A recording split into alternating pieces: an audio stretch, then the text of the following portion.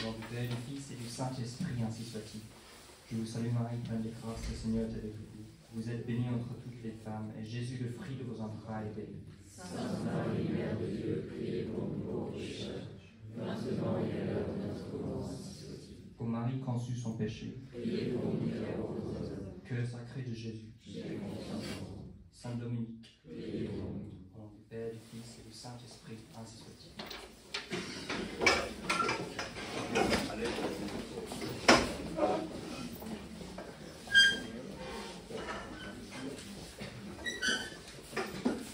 Mon chers amis, bon, vous m'entendez? Oui.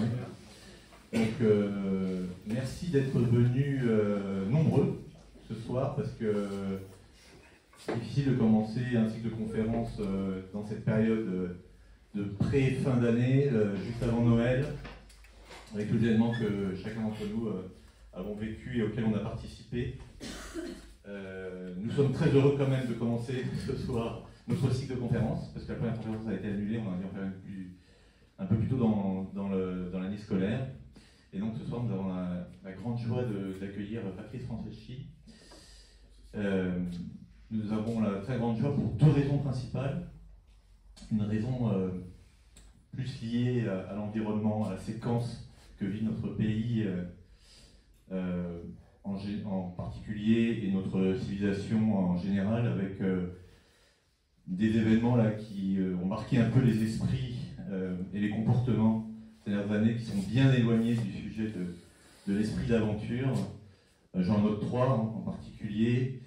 La séquence Covid, avec le risque le plus grand que nous prenions, c'était de dépasser les 1 km de l'autorisation qu'on s'était auto-signée.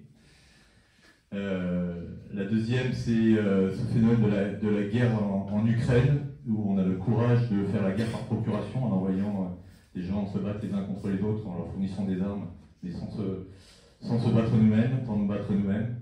Et le troisième, c'est l'arrivée massive, et on le voit dans toutes les entreprises, de l'intelligence artificielle.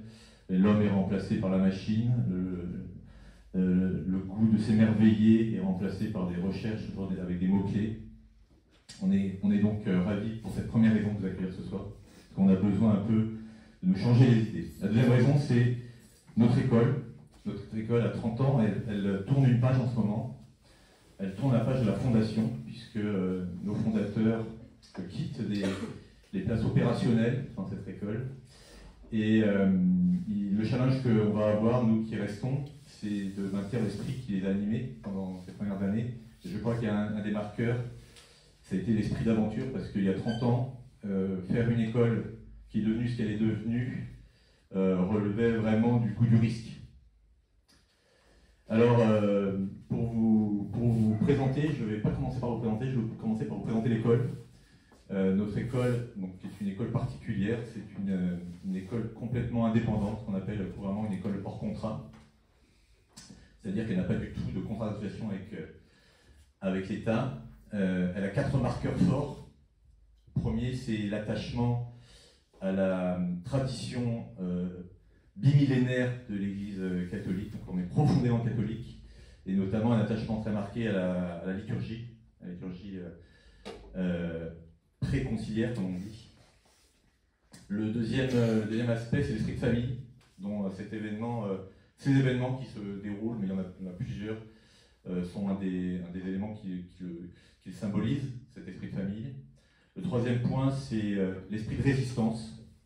Je crois qu'on enseigne à nos élèves, dont certains sont ici présents, à réfléchir au-delà de tout ce qui nous est prémâché par les médias et autres, les politiques. On est une école anticonformiste, en tout cas, c'est comme ça que nos fondateurs nous ont fondés.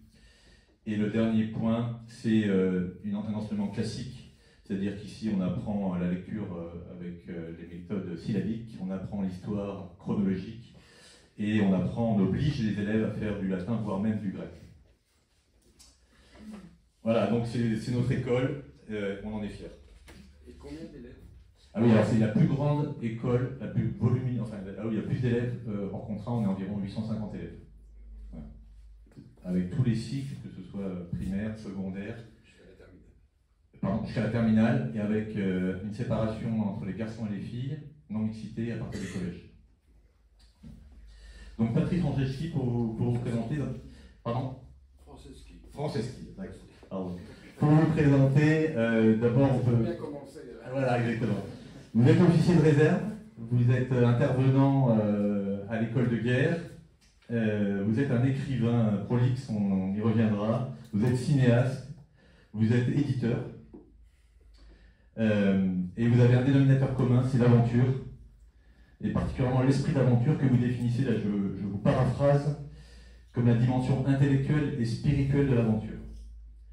En regroupant, vous le citez, vous allez voir qu'on retrouve un peu des caractéristiques de notre école, 4 vertus à l'esprit d'aventure: l'anticonformisme, le goût du risque ou l'aptitude au risque, le besoin de liberté et le désir de la connaissance. Et vous voyez que c'est très drôle quand on voit ces 4 points, les 4 piliers de notre école, on a beaucoup de choses qui se retrouvent. Donc si vous mettez l'esprit de l'aventure en avant, on peut dire aussi que vous l'avez vécu et que vous vivez encore vraiment l'aventure. Notamment, vous avez été un combattant auprès des Moudjahidines en Afghanistan contre les Soviétiques. Vous êtes aussi fortement impliqué, c'est le moins qu'on puisse dire, auprès des Kurdes. Et vous avez mené toutes sortes d'expéditions que vous avez soit dirigées, soit vous avez participé, à pied, à cheval, en avion et en voiture. Que ce soit dans le désert, que ce soit dans le Nord, dans le pôle Nord, que ce soit en Extrême-Orient, à peu près partout. Vous avez même voyagé sur une jonque chinoise, je crois, si je ne me trompe pas, vous nous raconterez peut-être tout ça tout à l'heure.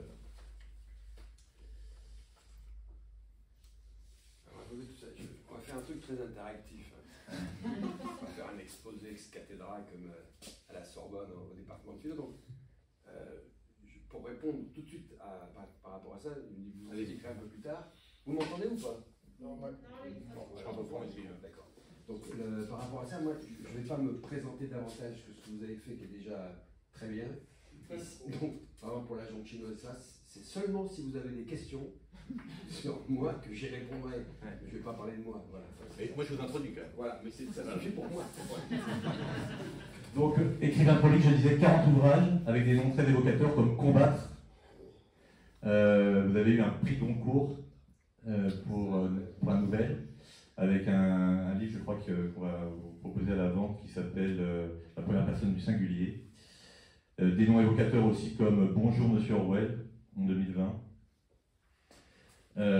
Et vous êtes enfin le patron d'une collection qui s'appelle Point Aventure, avec de très grands noms qui signent avec vous ou sans vous des livres qui ont l'air passionnants et dont vous allez probablement nous parler ce soir. Et vous venez aussi ce soir pour nous présenter votre dernier livre qui s'appelle Le goût du risque, l'éloge de la vie libre, intense, joyeuse et engagée. Nous sommes ravis de vous accueillir ce soir. Je vais rebondir directement sur ce livre, L'éloge du risque, parce qu'en plus je vois qu'il y en a quelques-uns qui l'ont à la main, parce qu'en fait il est tout à fait connecté et un résultat du sujet de ce soir qui est l'esprit d'aventure est-il encore possible aujourd'hui?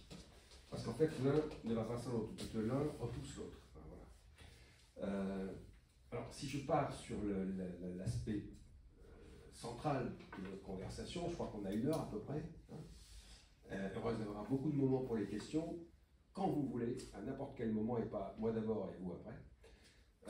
L'esprit d'aventure, vous l'avez effectivement tout à fait bien défini, tel que, avec Gérard Chagnon et Jean-Claude Guilbert, on l'avait théorisé il y a une vingtaine d'années, dans un livre qui s'appelait De l'esprit d'aventure, et on voulait, au moment où on voyait bien que quelque chose commençait à disparaître dans notre civilisation, dans notre histoire, nous n'étions plus ce que nous avions été petit à petit, et là on retrouve le risque, plutôt l'aversion au risque de la société. On voulait faire une théorie de ce qu'était l'esprit d'aventure, en le différenciant de l'aventure elle-même.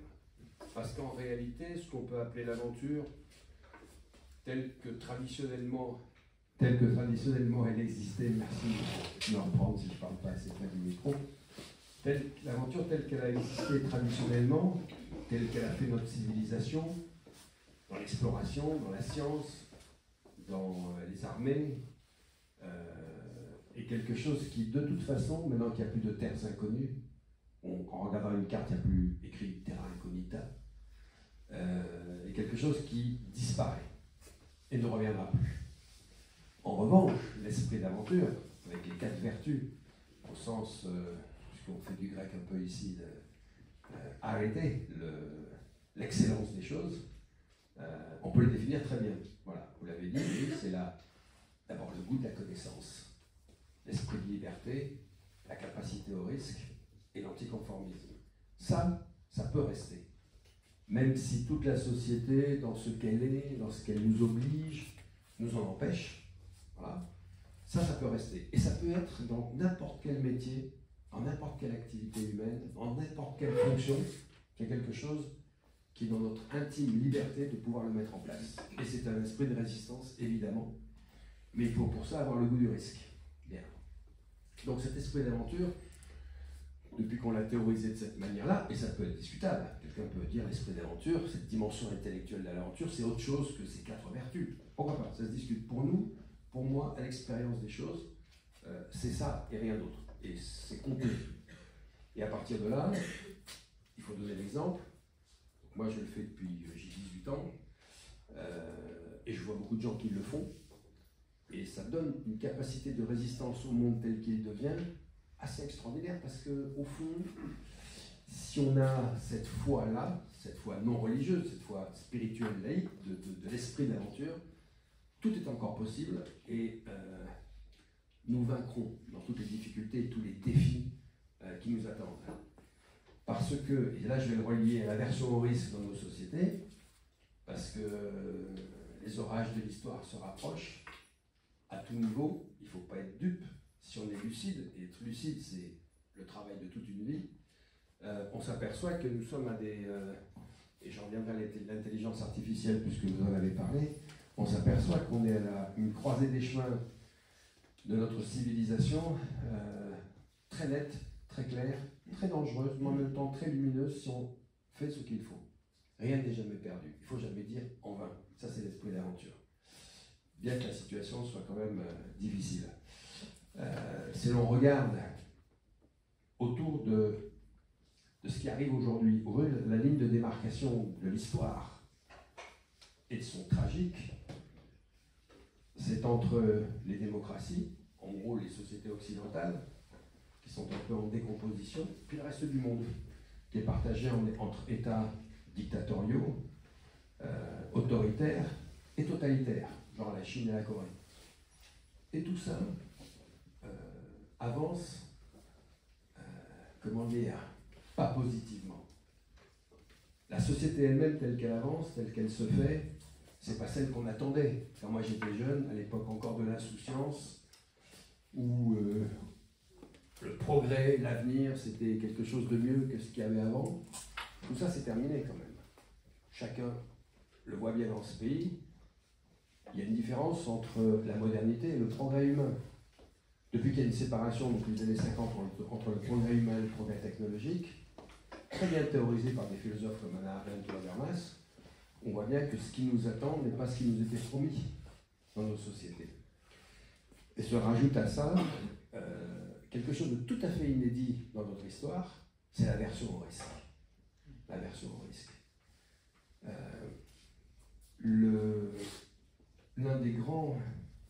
Une des grandes impostures de notre société aujourd'hui, c'est de nous faire croire, et c'est tout à fait nouveau dans notre histoire, que le risque n'est pas consubstantiel à la vie. Que si on organise suffisamment de lois, de décrets, de règlements, etc., on pourra faire disparaître le risque, puisque maintenant l'aversion à la mort que nous avons, la mort est devenue un tabou, est le but ultime à atteindre. Bon. Et donc, ça, dans ce livre, Le goût du risque, avec Andrea Marcolongo, la grande helléniste italienne, et mon ami Loïc Fidaz, qui a dirigé l'école de guerre à une époque, c'est de voir, parce que c'est pas traité comme ça dans notre société, que l'aversion au risque est une maladie des sociétés occidentales, qui est une clé d'explication d'à peu près tout ce qui nous arrive.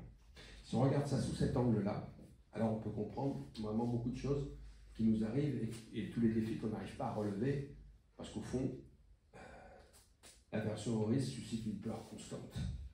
C'est-à-dire que nous sommes devenus globalement des peuples effrayés, dirigés par des gens effrayés, et que c'est pas comme ça qu'on relève les défis titanesques qui nous attendent. Et que donc retrouver le goût du risque, c'est un éloge de la vie libre et intense, joyeuse et engagée, tel que nous, tous les trois, on le définit. Aujourd'hui, on empêcherait Christophe Colomb de partir. Destination inconnue, retour improbable, tu bouges plus. Voilà. Tout est comme ça. Nous vivons dans une époque où des institutions ont été créées pour générer de la norme à jet continu. Moi, je ne suis pas contre les normes. Je suis content que les jouets des enfants soient bien faits et qu'ils ne se blessent pas avec, que les avions soient bien construits et que je ne me casse pas la gueule avec. Donc on n'est pas contre la norme sur le principe de la norme, mais on est par contre tout à fait opposé à l'excès de normes. Quand vous regardez bien tout ce qui se produit chaque année, c'est tout à fait injustifié. Enfin, c'est justifié par la peur. Voilà. Et chaque année, ça augmente. Moi, je le vis personnellement sur mon navire, le 3 mâts La Boudeuse, où en l'espace de 10 ans, l'accumulation de normes de sécurité, rien que pour les normes de sécurité, est devenue telle qu'en gros, on ne peut plus rien faire.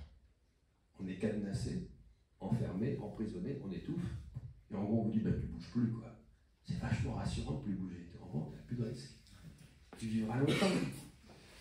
Et c'est par l'observation de nos activités personnelles, les miennes en particulier, sur un espace de même pas 20 ans, que soudain on prend conscience que voilà, l'excès des normes nous paralyse, nous asphyxie et rend la vie très triste.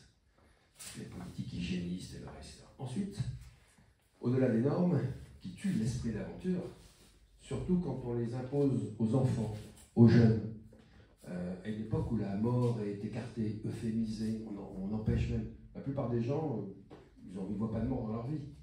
Donc c'est devenu un tabou, un mantra. Or, je rappelle que nos braves stoïciens, qui ont fait une grande partie de ce que nous sommes devenus, disaient bien, et ils ont toujours raison, que la crainte de la mort, c'est le début de la servitude. Aujourd'hui, si vous prenez Cicéron dans son traité des devoirs, quand il dit quand les circonstances et la nécessité l'exigent, il faut entrer dans la mêlée et préférer la mort à la servitude, c'est un discours qui est aujourd'hui passé pour un paranoïaque. Ou un passéiste, voilà, tout ça c'est fini. Si ça c'est fini, c'est le reste qui va se finir. Donc, entre le tabou de la mort, l'excès de normes, et enfin, le dérèglement du principe de précaution depuis qu'il est entré dans la Constitution, quand vous faites entrer dans la Constitution française un principe, quel qu'il soit, là le principe de précaution, la pente juridique est fatale. Il va se répandre partout ailleurs que là où on avait décidé de le mettre. Le principe de précaution, c'était protéger la planète pour les générations futures. Pourquoi pas? C'est très bien. Évidemment qu'il faut le faire. Mais si vous le mettez dans la Constitution, il va automatiquement, ce principe de précaution, se répandre et toucher toutes les autres activités humaines. Et à la suite de tout ça, quand vous ajoutez tout ça en pile, eh bien, il y a quoi? Une judiciarisation de la société. C'est-à-dire qu'aujourd'hui, un décideur, où qu'il soit, dans une entreprise, dans les armées, etc., il doit tenir compte. Putain, j'ai un paquet de normes que je dois respecter. D'ailleurs, je ne comprends plus rien, tellement il y en a, donc je peux faire un tas d'erreurs. Mais je dois le faire. Et après, je suis ligoté. Ensuite, je dois prendre dans toute mon activité, une fois que j'aurai pris une décision, je dois prendre des précautions à l'infini. Ne commettre aucune erreur dans les précautions. Et si je commets une erreur, je passe en justice. Parce que fatalement, on me condamnera. Il y aura quelque chose. À partir de là, pas de couilles, pas d'embrouille, la plupart des gens disent, mais il vaut mieux pas trop entreprendre. Et quand on regarde bien, les seuls qui prennent encore des risques aujourd'hui, c'est dans la finance. Ah oui, dans la finance, là, pas du gain, il y a encore des gens qui prennent des risques. Et là, on voit qu'il y a des possibilités de prendre des risques. On a laissé des possibilités de prendre des risques dans un certain domaine, c'est la finance. C'est quand même faramineux. Mais en tout cas, pour les jeunes aujourd'hui, le discours général qui leur est donné, c'est quand même une infantilisation de nos sociétés. Vous prenez maintenant aujourd'hui, pour prendre le train, il faut donner son téléphone, son courriel, enfin toutes ces données, alors qu'avant je prends un billet de train terminé, et après, dès que vous descendez du train, SMS, attention, n'oubliez pas vos bagages et tout, tu as envie de dire au papa et maman, ça va. Attention à la marche.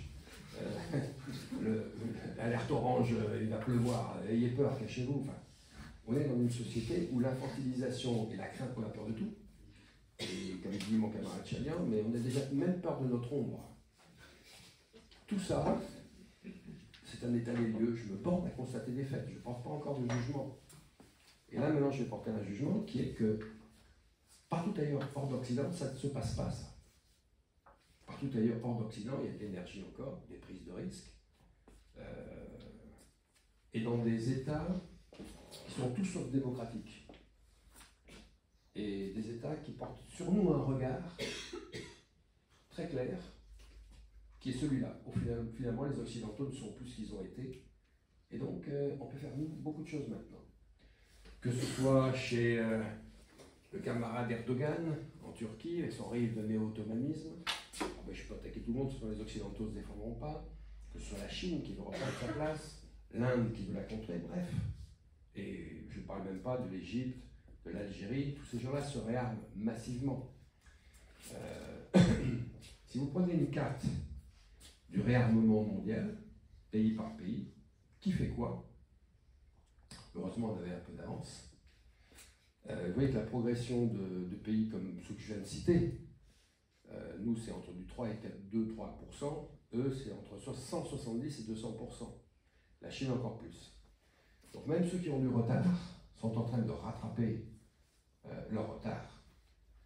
Et il va fatalement y avoir un moment où, parce que c'est l'histoire qui nous l'enseigne, jamais dans l'histoire un stock d'armes impressionnant est resté sans utilisation. Jamais.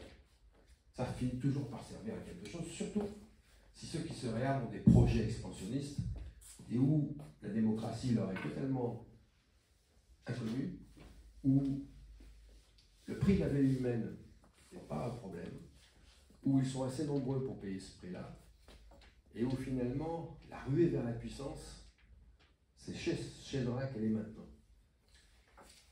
Donc, l'état des lieux, il est qu'il faut se réarmer moralement, mentalement, militairement. Il faut retrouver des raisons d'être, sortir de ce que nous sommes devenus, c'est-à-dire des sociétés extrêmement individualistes, narcissiques. L'emblème du narcissisme absolu, c'est le selfie, n'est-ce pas? Voilà, sur nos selfies, voilà, c'est moi d'abord. Même en littérature, on voit bien aujourd'hui de quoi on parle. Notre nombril, plus qu'autre chose, nos petits traumas. Donc tout ça fait que l'esprit d'aventure, qui nous a caractérisés en tant que civilisation pendant si longtemps, risque lui aussi de mourir si jamais on ne le revitalise pas. Mais je pense qu'on peut le faire. Mais l'état des lieux n'est pas très favorable, parce que dans la jeunesse, c'est pas ça qu'on lui dit. On lui dit pas, putain, l'esprit d'aventure c'est un truc génial, quel que soit le métier que tu vas choisir. On peut avoir l'esprit d'aventure en médecine, chez les avocats, même chez les banquiers et les assureurs, pourquoi pas? Ça a été une époque. Il fut une époque où les banquiers et les assureurs, les banquiers qui finançaient Marco Polo, ils y allaient. On pouvait tout perdre, ou tout gagner, il y avait l'esprit d'aventure. L'époque où l'énergie, quand on regarde ce que l'Occident a fait par sa curiosité constante, on allait au bout du monde, 19e, surtout 19e, début du 20e siècle, on allait au bout du monde parce qu'une carte vierge, un truc qu'on ne connaissait pas, waouh, on voulait tout savoir, tout connaître, prendre tous les risques pour ça. C'est nous qui avons dit aux Égyptiens que les pyramides c'est quelque chose, je ne savais même plus à quoi ça servait.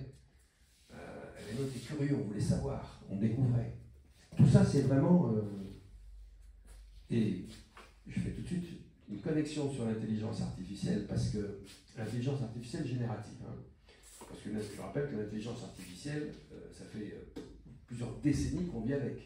Nous vivons sous l'algorithme. Chaque fois que vous faites un Gmail, c'est une intelligence artificielle, c'est l'algorithme qui vous classe, qui vous fait... Bon. Ce qu'il y a de tout nouveau, c'est l'intelligence artificielle générative, c'est-à-dire celle qui, en fait, est destinée à remplacer l'homme. Et aujourd'hui, les théories de Gunther Anders, etc., sur l'obsolescence future de l'homme ne sont plus à prendre à la légère. C'est cette intelligence artificielle, dans l'hubris des gens de la Silicon Valley, de leur idéologie quasi religieuse sur l'homme augmenté et tout ça, qui devient, en plus de tout ce qu'on vient de dire, un des dangers internes à notre société.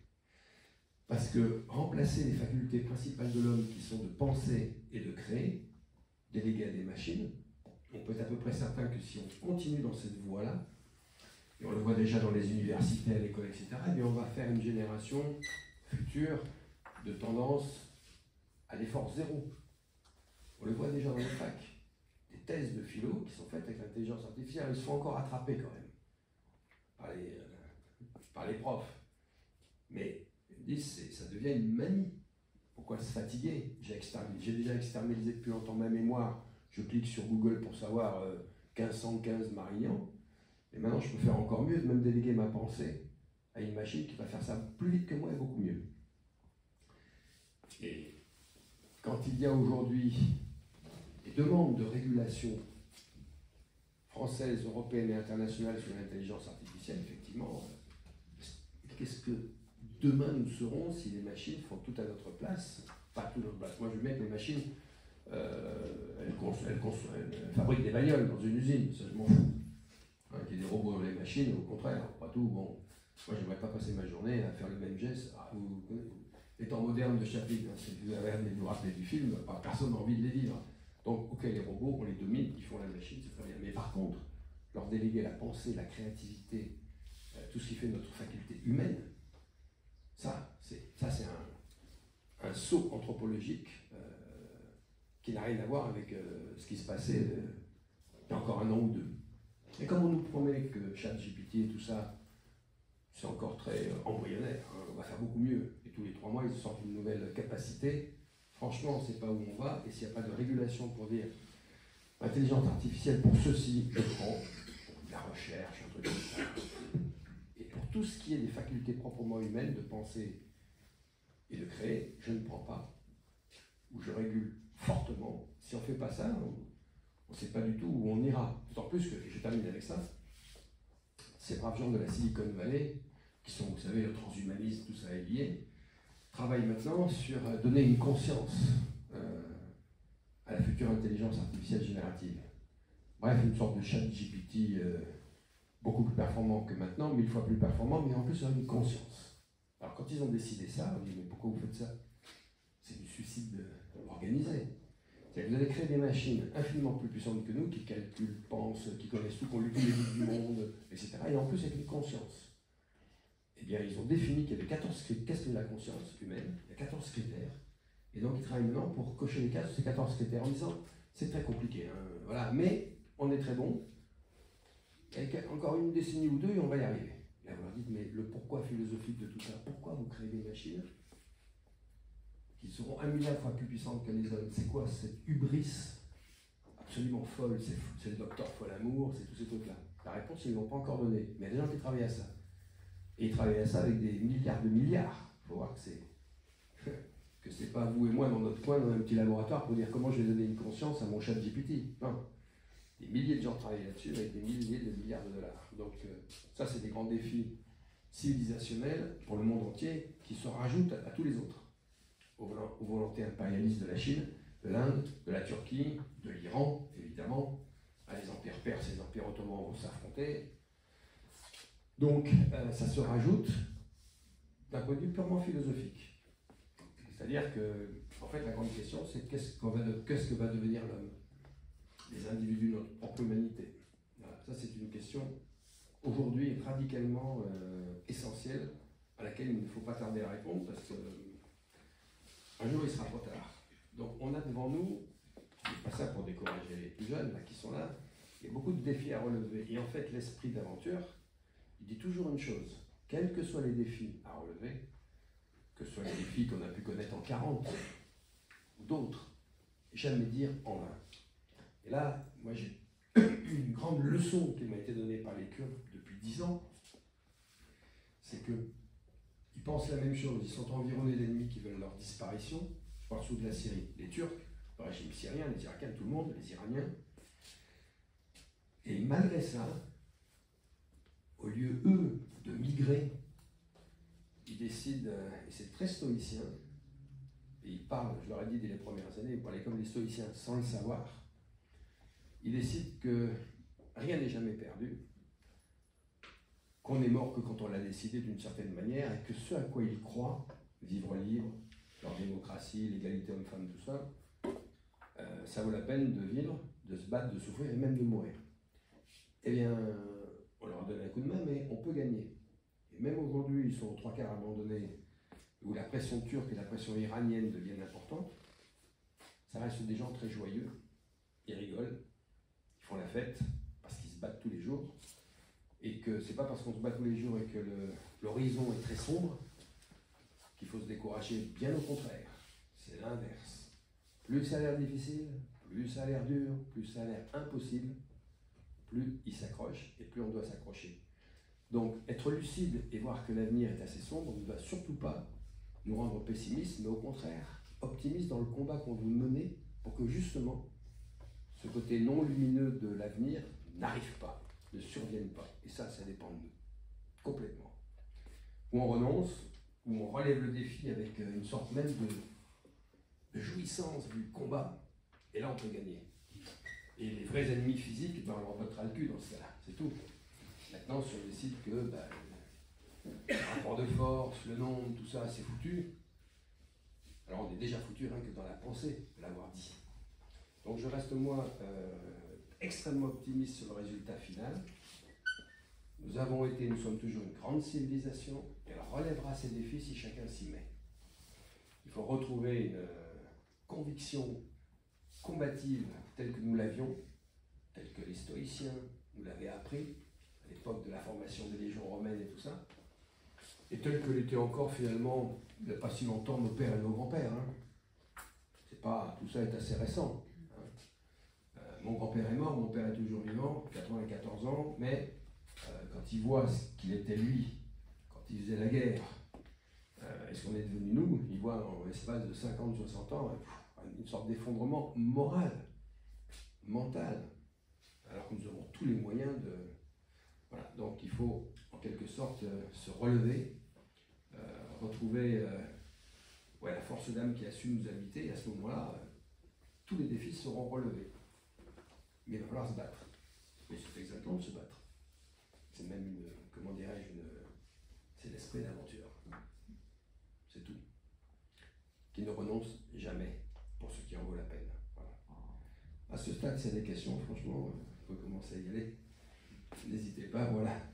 J'aurais aimé connaître quel était votre déclic de l'aventure. Ah, il faut parler de soi. Alors, non, mais pourquoi pas? C'est proprement le goût du risque, c'est une lecture, c'est... Alors, moi j'ai eu une chance. C'est quand j'avais 10, 12, 14, 15 ans, pendant toute cette période-là, je savais très bien ce que je voulais faire.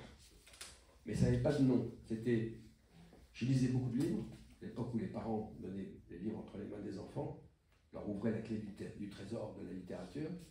Je lisais ça, vous savez, le club des 5, le plan des 7, tout ça. J'ai dit, putain, mais c'est vachement plus intéressant que ce que je vis autour de moi. Moi, je veux vivre comme ça. Et là, il faut faire de l'aventure. Et après, j'écrirais des livres. Donc, je savais que je ferais que deux choses dans ma vie. Écrire toutes sortes de, tous les livres possibles et imaginables, et vivre toutes les aventures possibles et imaginables. Et à 18 ans, j'ai commencé. Et c'est inexplicable, comme toutes les vocations peut-être. Donc, je suis parti. Voilà. Et je dis maintenant, en route pour l'aventure. La route vers l'inconnu est toujours bienvenue. Voilà. Et ça m'a plu, et je suis parti. En fait, j'ai fait une fugue. À l'époque, j'étais mineur. Mon père, ma mère, je me disent, c'est quoi, qu'est-ce que tu feras à la vie? Ça n'existe pas, ce métier. En gros, on pourrait dire écrivain aventurier, mais c'est pas un métier, quand tu gagnes ta vie, ça n'existe pas. Donc, tu fais autre chose. On m'a mis dans une case, et j'ai dit non. Et il a fallu fuguer. Et je suis parti à l'Amérique du Sud. Voilà. Enfin, je fais en détail. Quand j'ai passé la porte de la caserne de Champéret, mon père était militaire, mais ses frères aussi, tout le monde était soldat dans la famille. Je me souviens, je n'avais pas d'argent. Il y a un petit sac à dos. Si j'avais mes petites économies, peut-être 1000 €, hein, un truc comme ça. Maintenant, je pars au plus loin, et je me souviens, je suis sorti. La sentinelle ne s'est pas aperçue de rien. Bon, on le connaît, il sort avec son sac à dos. Bon, il va peut-être faire du camping. Je suis allé faire du stop pour Porte d'Orléans, en avant pour l'aventure. Et j'ai dit, pas grand-chose. Et puis, 2 jours après, les parents m'ont appelé, la police qui vous cherche, tout ça. Non, je suis en Amérique du Sud. Jamais j'ai été aussi heureux que cette période où je ne possédais rien, où je venais de faire ma révolution personnelle et je devenais propriétaire de ma vie. Et plus personne ne m'empêcherait d'être sur ma route un mois. Exaltation inimaginable. Alors en fait, 1 an plus tard, il a fallu que je fuis pas mal. Après la Guyane, j'étais chercheur d'or, coupeur de bois, le Brésil. Chaque fois qu'on me retrouvait, je partais dans le pays plus au sud. Et arrivé en Argentine, là j'ai 19 ans, je fais une petite anecdote, hein, parce que vous me posez la question. Pour lire, alors j'avais pas d'argent, il fallait travailler, il fallait tas de trucs, mais c'était génial. Est-ce que vous êtes allé près de la place de la Contrescarpe? Je fais une petite parenthèse. Je crois que c'est la rue du Cardinal de Moine. Il y a une petite plaque où c'est là que Ernest Hemingway vivait quand il était très jeune à Paris. Quand il a écrit Paris est une fête, il a marqué, il habitait là. Et dans Paris est une fête, il dit c'était l'époque où nous ne savions pas, enfin nous étions très pauvres et très heureux. C'était exactement ça pour moi. Rien, nomade total, possédant rien, et parfaitement heureux. J'arrive, et pour lire, pas d'argent pour acheter des livres, j'allais dans les alliances françaises, en Argentine, à Rosario. J'y vais, il y a des journaux, il y a le journal Le Monde. Je prends ça, j'étais dans la Pampa avec la Gaucho depuis peut-être un mois. Quelques nouvelles, et là j'apprends, incroyable, que je suis devenu majeur, parce qu'il y avait un type qui s'appelait Giscard d'Estaing, qui venait de rabaisser l'âge de la majorité à 18 ans. Alors je suis là, je me dis, attends, j'ai 19, normalement j'étais majeur à 21, mais qu'est-ce que je relis ce qu'il dit là? Non, il a mis à 18 ans, donc depuis un an, enfin je suis majeur. Ok, je rentre en France, je remonte au Brésil, j'embarque sur un cargo brésilien de Petropolis, j'arrive en France, je vais retrouver mon père, ma mère, pour s'expliquer. Voilà. Ouais, il s'inquiétait un peu, mais voilà comment ça a commencé. Et je n'ai pas, hormis le fait que je savais ce que je voulais faire quand j'étais gamin, et que je n'en dévierais pas, et qu'il y ait un jour, le 21 janvier 1974, dans ce jour, je sors de l'Académie de Champagne, c'est ma naissance. Ma vraie naissance, et à partir de là, j'ai essayé d'être conforme à ces rêves de jeunesse et de ne jamais en dévier. Et petit à petit, on s'aperçoit très vite d'ailleurs, après les premières expéditions au Congo, en Amazonie, j'avais 21 ans, après mon service militaire, ensuite les premiers engagements en Afghanistan. Petit à petit, on s'aperçoit qu'à partir du moment où on a pris cette décision de cette route-là et de la mener débarrassée des biens matériels et d'une certaine manière ne pas trimballer trop de choses avec soi, et là ça reste très stoïcien, on s'aperçoit que le secret du bonheur, c'est pas du tout ce qu'on nous dit dans nos sociétés, sur la quête perpétuelle et incessante des biens matériels, parce qu'en fait on n'y arrive jamais, on est toujours insatisfait, mais en fait dans l'adéquation constante et permanente entre ce que l'on pense et ce que l'on fait. Et si on ne dévie pas de ça, franchement, le bonheur est là. La deuxième chose, si on est écrivain, c'est d'être fécond. On ne peut pas, si c'est une aventure ou un engagement, le laisser tel quel. Revenir d'une aventure ou d'un voyage avec une collection d'anecdotes, ça n'a aucun intérêt. Ce qu'il faut, c'est transformer chaque expérience en conscience. Et ensuite, la penser, et ensuite, la traduire en acte créateur. Pour moi, c'est la littérature. C'est pour ça que quand j'étais en terminale, avant de m'enfuir, bon, je passais mon bac. Mon père, à l'époque, on était au Sénégal pour la deuxième fois, dans le régiment où il était à l'époque. Et j'avais un professeur de philosophie, voilà, pour en terminale comme aujourd'hui, qui était un Sénégalais qui s'appelait Ndiaye, qui m'avait fait aimer la philosophie, un philosophe rationaliste. Type qui disait il n'y a pas de philosophie bantou. Voilà, philosophie, c'est pas n'importe quoi. Et je m'étais promis de faire de la philosophie. Et plus tard, puisque je suis parti, j'ai eu absolument le désir à 30 ans de confronter enfin les 10 premières années, en gros, d'expérience du terrain, de vie avec toutes sortes de civilisations, de peuples, de guerres, c'était l'Afghanistan contre les soviétiques, de le confronter à la connaissance philosophique académique. Et donc j'ai repris des études de philosophie complètes pendant une 12aine d'années à la Sorbonne, et qu'on m'autorisait, parce qu'à l'époque l'université française c'est quand même sympa, je pouvais faire la licence, le DOG, ça s'appelait comme ça à l'époque, au lieu de 2 ans, 3 ans, une année je partais faire autre chose, naviguer, et donc en confrontant la pensée théorique et académique à la réalité du terrain de ce que je voyais, prenons le mal radical, parce que moi je l'avais déjà vu en Afghanistan, après plus tard il y aura la Bosnie, un tas de choses, bah oui, c'était pas la même chose de le penser, de penser ce que les philosophes peuvent dire du mal radical par rapport au mal radical que moi je voyais. Donc tout ça c'était passionnant et ça permettait d'être plus fécond. dans un livre qui s'appelle L'éthique du samouraï moderne, qui est paru il n'y a pas longtemps. J'essaie de mettre, en fait, c'est 30 ans de pensée, réflexion sur de l'action et de la réalité de terrain en ordre de marche, voilà, pour moi-même, puis pour des lecteurs. Et ça s'appelle être fécond, et pas simplement chercher de l'adrénaline ou autre. Souvent les gens disent l'aventure, c'est de l'adrénaline. Non, il a déjà pas mal, c'est pas la peine d'aller chercher, il est à vous tout le temps. Hein. Donc, moi je suis pas du tout. Je me souviens, il y a au moins déjà 20 ans, il y avait, est-ce que vous vous rappelez, puis je termine avec ça avant votre question, il y avait des gens qui sautaient en parachute sans parachute, avec quelqu'un d'autre qui sautait derrière pour leur donner le parachute. Vous vous souvenez de ces trucs-là? Un ami s'appelait Alain Prieur, qui faisait ça. Un jour, il me dit, tiens, j'ai un projet génial, avec le camarade machin, j'ai oublié son nom, je sors de l'avion, qui est à 4000 mètres à peu près, j'ai une petite minute pour qu'il me porte mon parachute, que je le mette, et que c'est vachement bien. Tu viens avec moi pour faire ça? J'ai dit, c'est déjà, sortir d'un avion en marche, c'est pas très naturel. on le fait tout le temps, mais alors maintenant, on le fait sans parachute, mais c'est complètement débile ton truc. Non, j'ai jamais voulu le faire. Moi, je sors d'un avion avec un parachute, et après je m'amuse. Mais chercher de l'adrénaline pour l'adrénaline, il en est mort hein, après, l'imprieur en question. Un jour ça rate. Mais cette idée de, pas tellement de dépendre d'un camarade qui pourrait dire ah non, je te le donne pas, hein, tu vois. Il se rapproche, vous avez qu'une minute, hein, ça va vite. Et puis la planète se rapproche. Non, je te le donne pas, je te fais un peu peur, hein, je te le donne au dernier moment. Non, c'est violent. Et en plus, il peut, je sais pas, moi, il peut le perdre. Donc c'est du risque débile, un risque inutile. Pour principe, tous les risques nécessaires quand ça vaut la peine, il n'y a aucun risque inutile. C'est pas la peine de faire des bêtises. Moi, je me souviens en Afghanistan, j'avais un de mes chefs de section, la section sabotage, qui était un mercenaire en réalité. Je ne dirais pas son nom. En fait, il est mort hein, depuis, mais c'était le type, quand il y avait les soviétiques en face, dans les abris qu'on avait, les murets, pour montrer son courage à ses Afghans qui commandaient, à sa section de sabotage. Une fois, je l'ai attrapé, je l'ai vu faire ça, j'ai dit arrête tes conneries. Il se mettait devant les trucs, il regardait, il restait comme ça.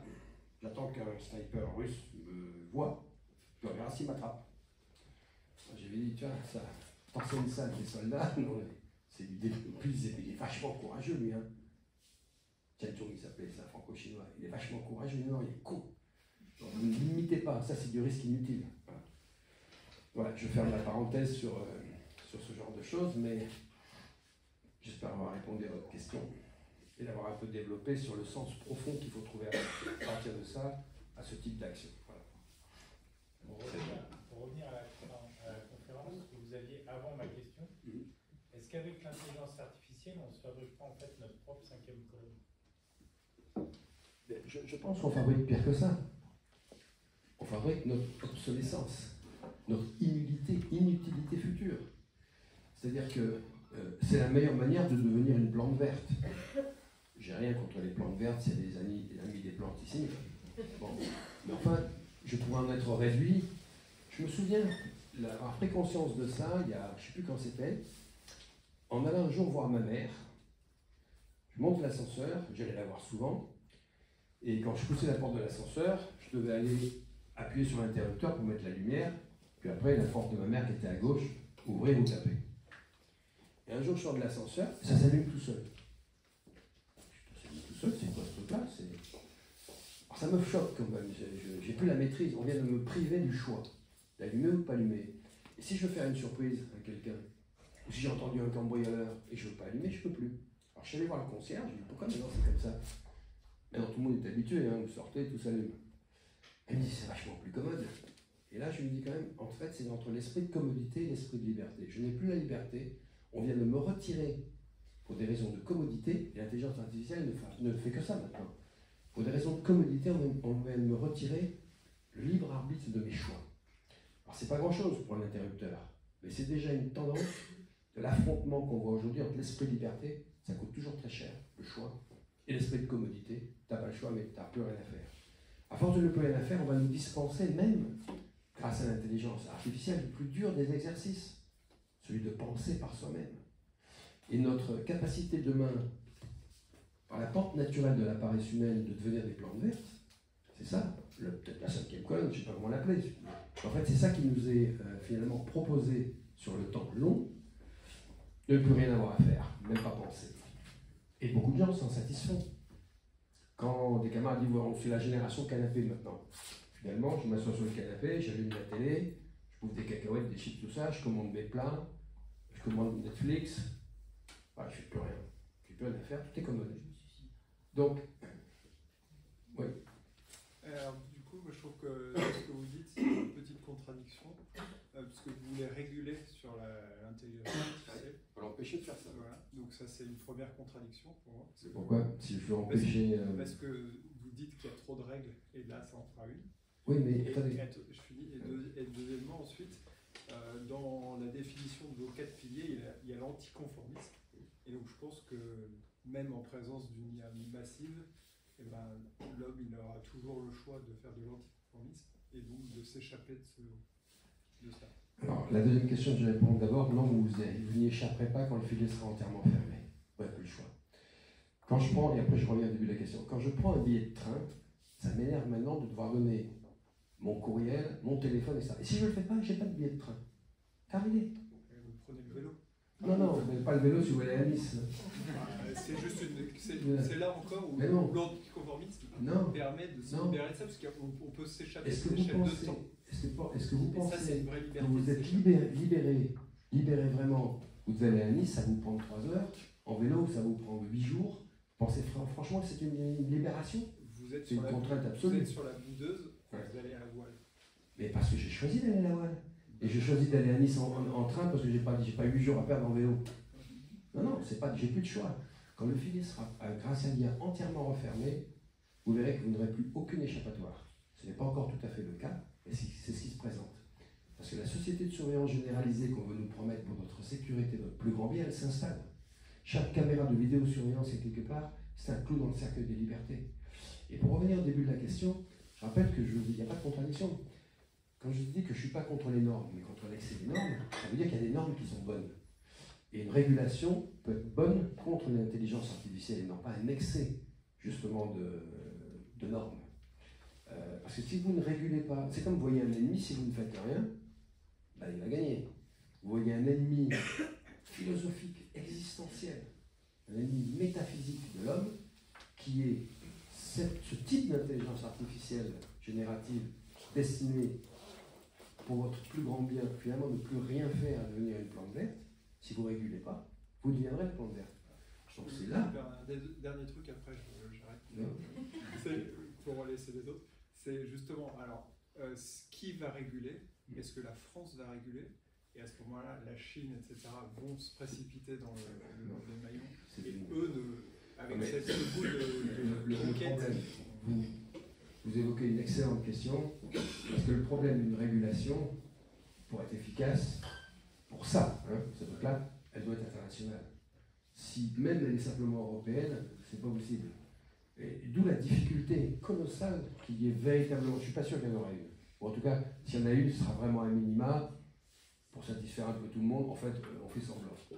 D'où ma crainte qu'il n'y ait jamais de véritable régulation, parce que, encore une fois, vous avez raison, ça n'est efficace que si c'est la totalité des gens. Alors, le seul petit espoir qu'il peut y avoir, c'est, vous savez, quand il y a eu le clonage de la brebis, voilà.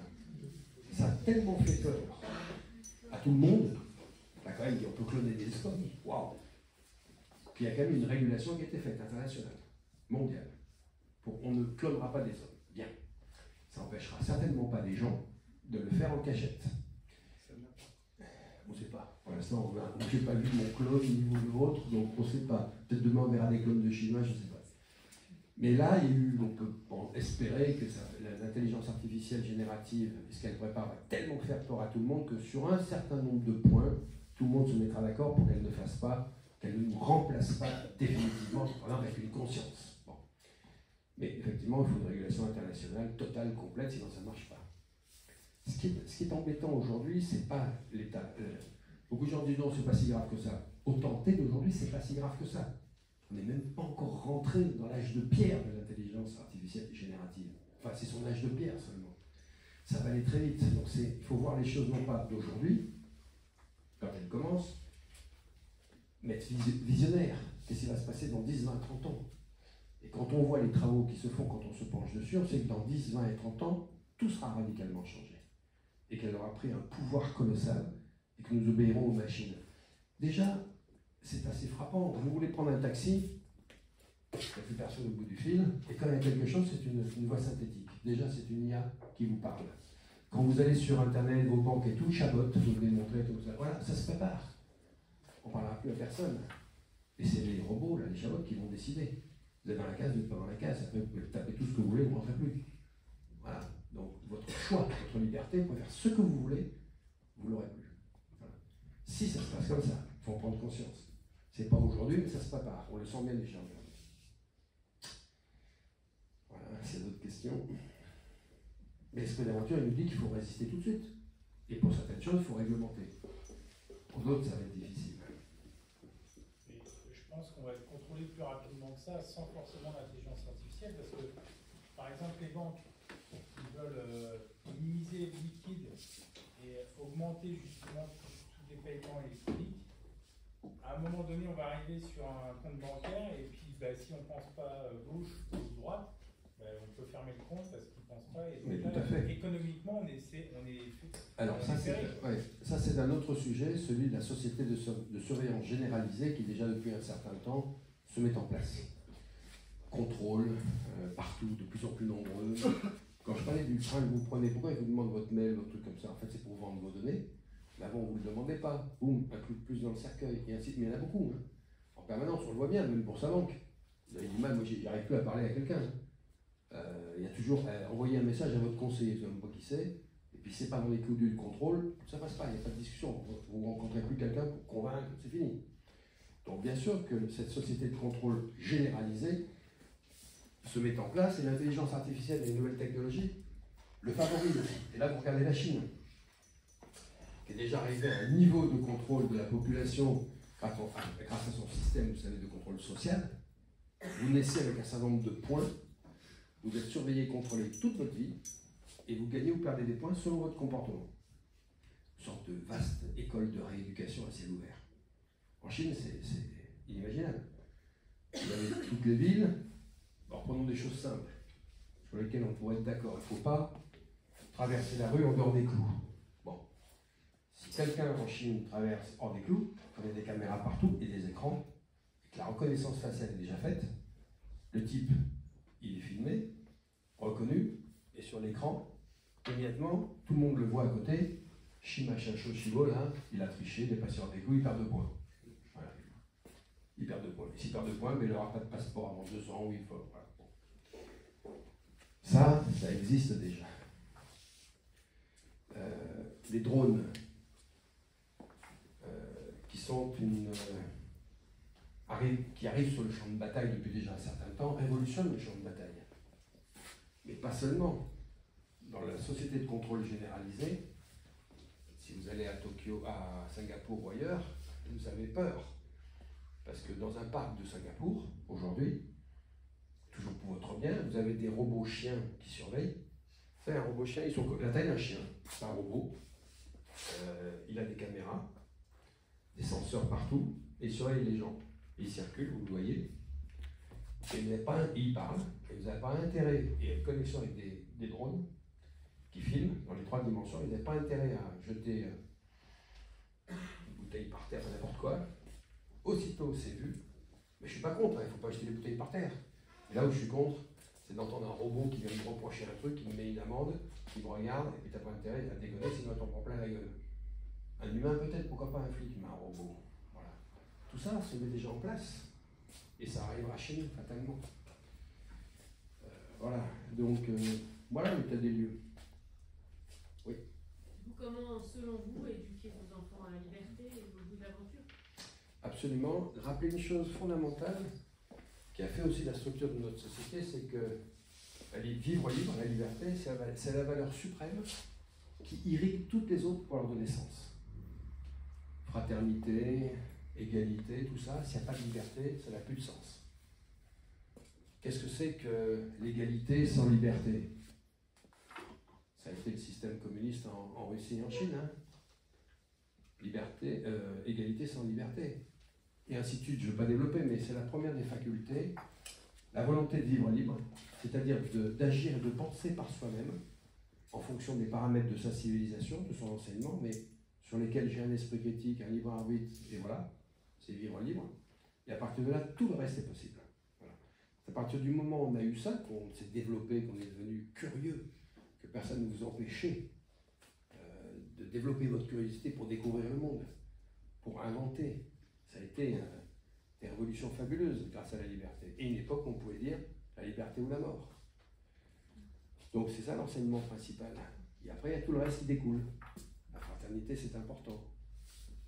L'égalité, c'est pas n'importe quoi non plus. Il y a des inégalités justes. Enfin voilà, et ainsi de suite. Mais sans liberté, franchement.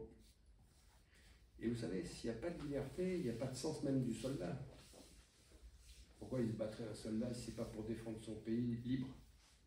Qu'il reste libre, pas sous la botte d'un ennemi. Tout ça, c'est des choses qui font sens dans le combat, dans la lutte, dans n'importe quelle cause d'ailleurs.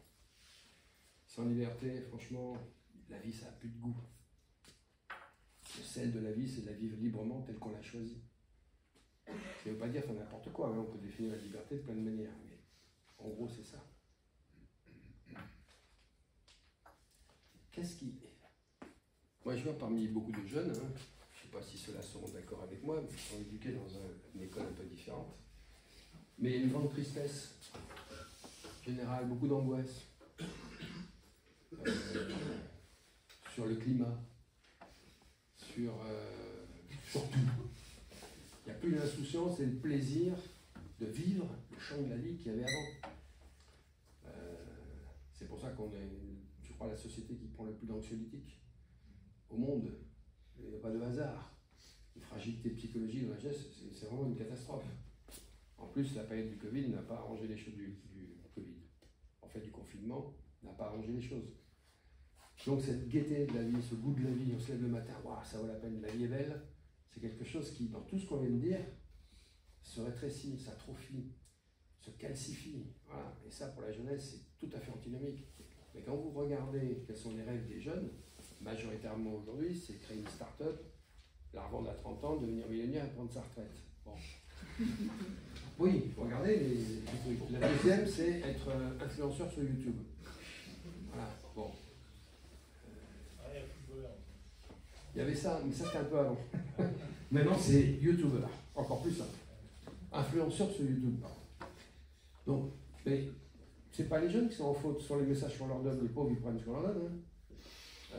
On leur donne plus, sauf ici sans doute, comme modèle, Bayard, du Guesclin, les pontonniers du général Eblé à la Bérésina, voilà, c'est des modèles héroïques.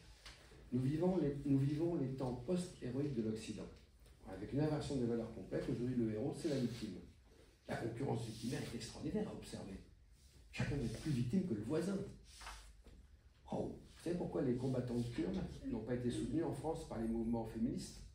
Parce que quand elles venaient, je me souviens, les mouvements féministes disaient « Ah, vous êtes des victimes terribles de Daesh, de l'État islamique. » Je disais « Nous, victimes, jamais. Nous, on est des combattantes. On va les battre, on va les éliminer. Ah, vous vous battez, vous voulez tuer des gens. Et vous n'êtes pas victime, ça ne nous intéresse pas. Aucun soutien. » Et comprenez, mais pourquoi ils font ça? Je dis parce que les héros, c'est des victimes. Pleure là devant elle. Dis que tu souffres, que Daesh sont méchants avec toi.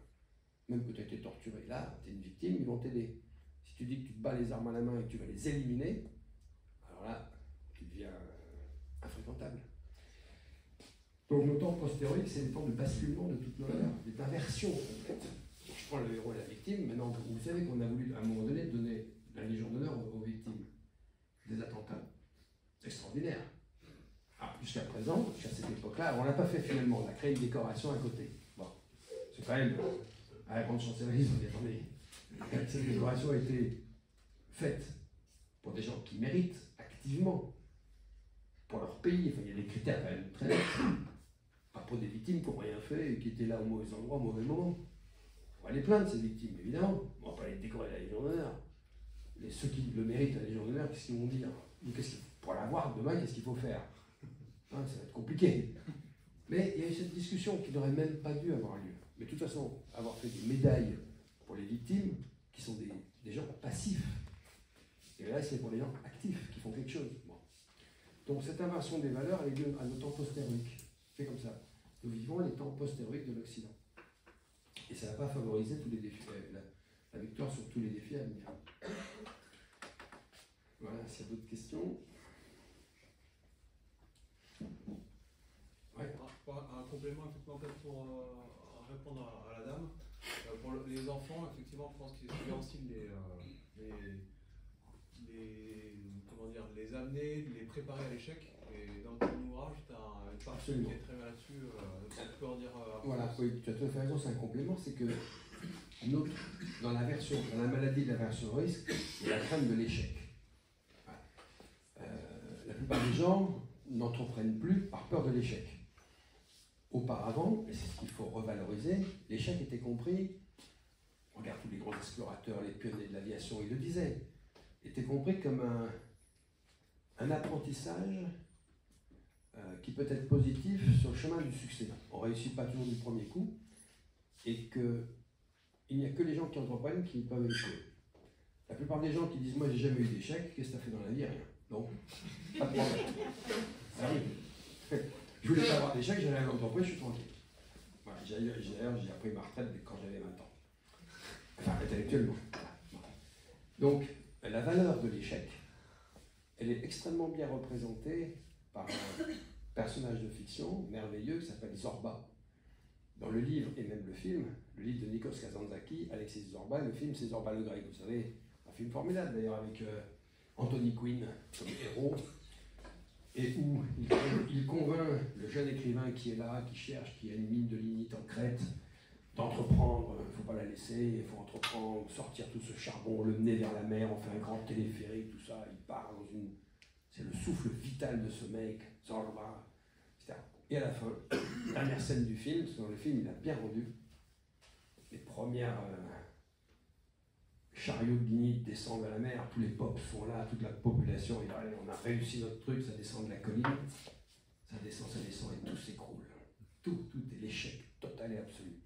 Tout le monde s'enfuit, et Zorba il regarde son patron, et il dit « Patron, est-ce que tu as déjà vu un échec aussi génial ?»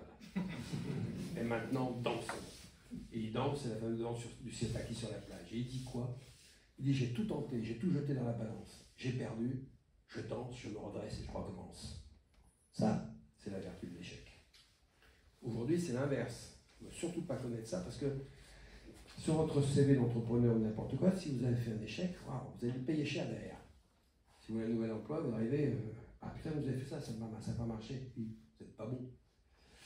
Donc, redonner, non pas les vertus de l'échec, mais les valeurs que l'échec peut représenter, c'est très important.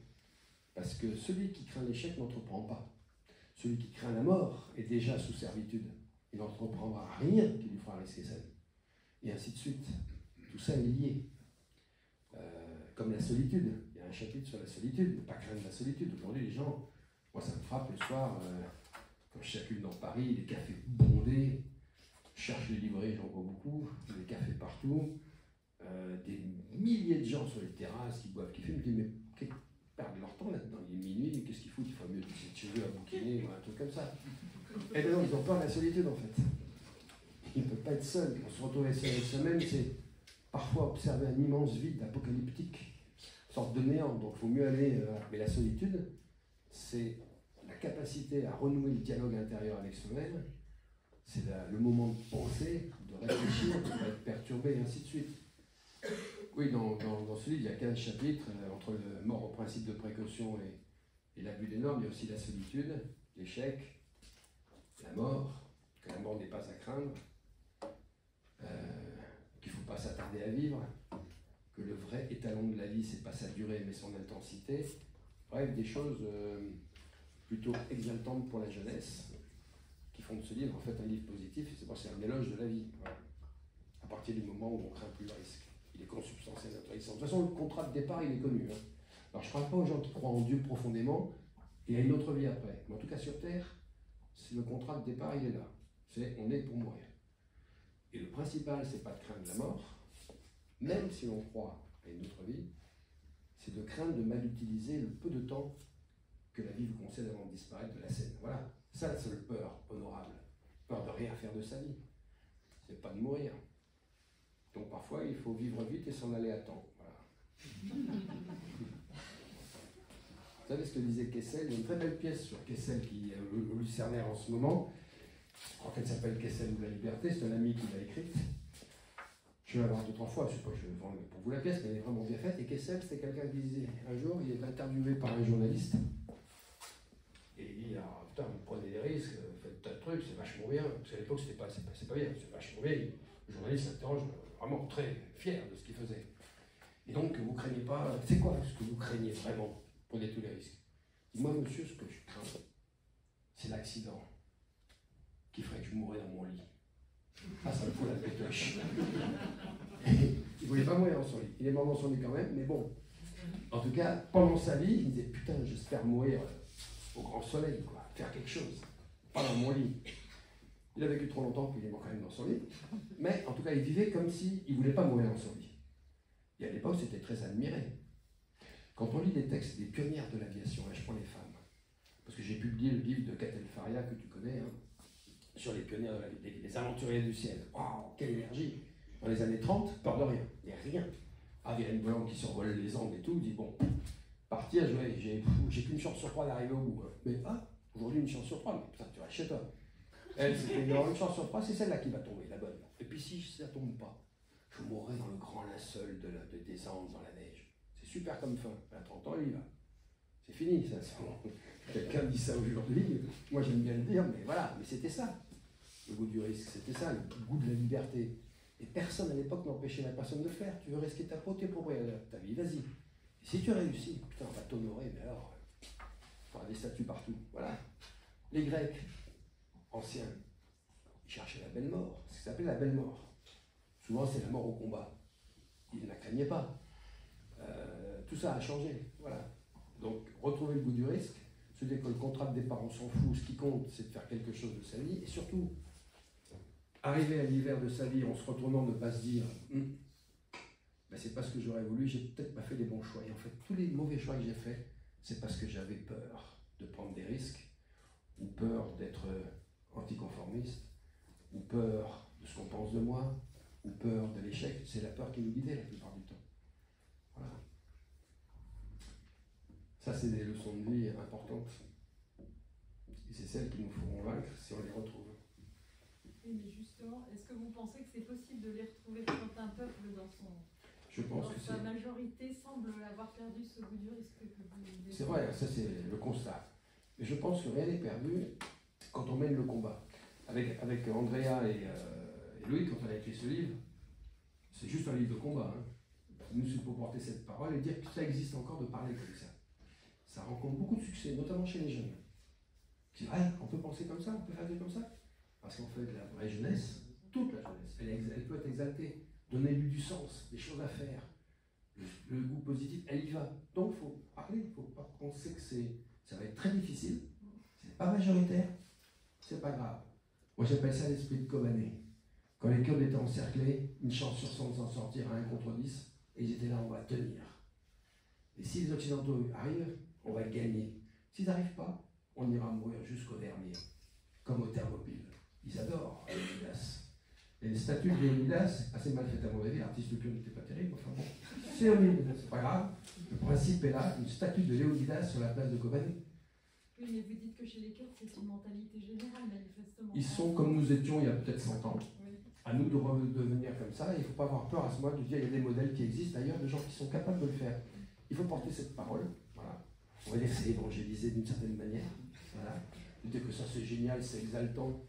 J'ai 20 ans, j'en ai 90, putain c'est exaltant de penser comme ça. Parce qu'il y a la jeunesse biologique et la vraie jeunesse.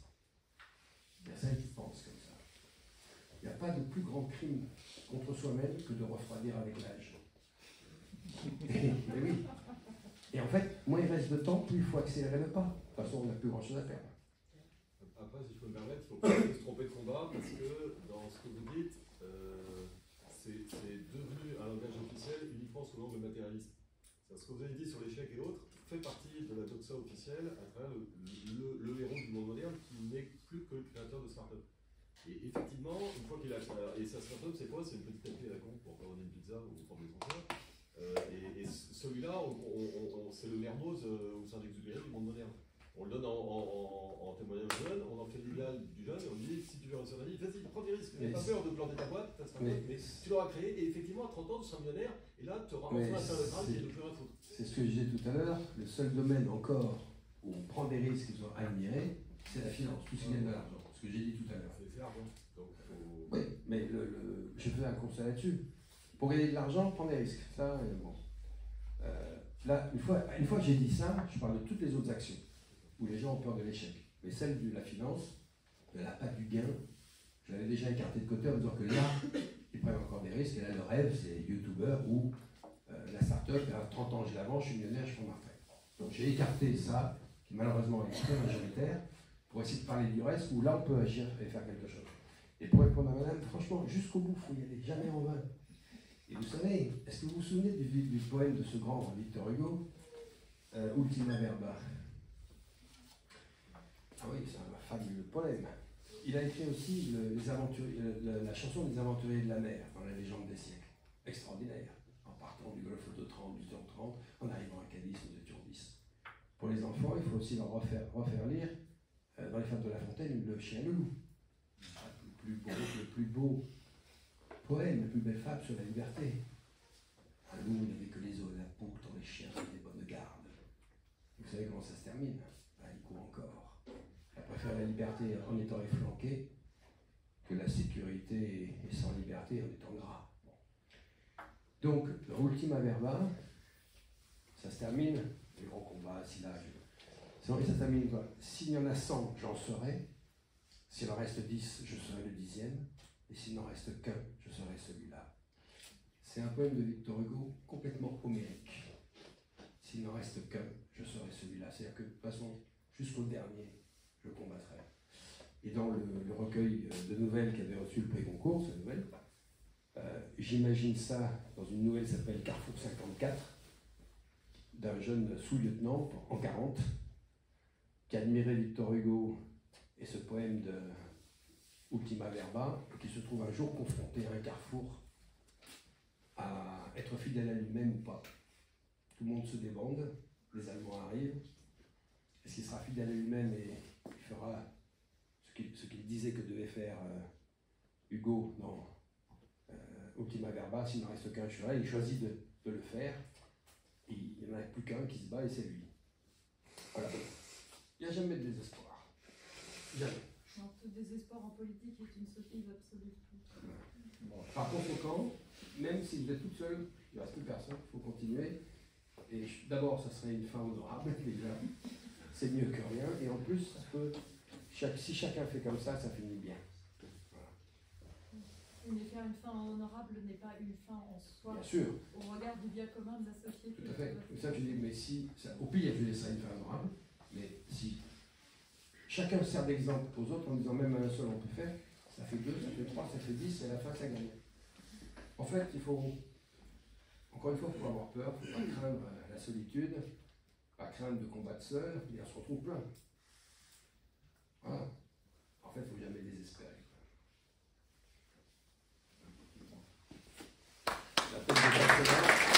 C'est moi qui vous remercie.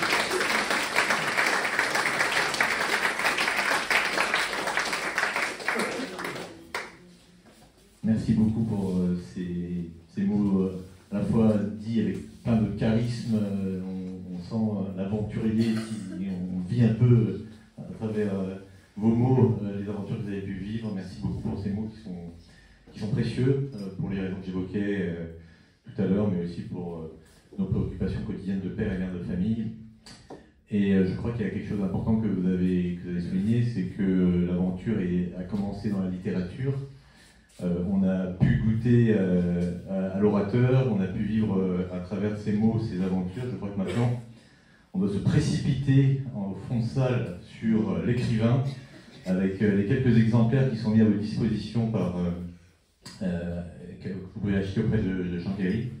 Et après, venir continuer cette soirée en parlant directement avec notre invité, que nous remercions encore vraiment très chaleureusement d'être venu ce soir. Et je voudrais aussi remercier tout particulièrement Benjamin,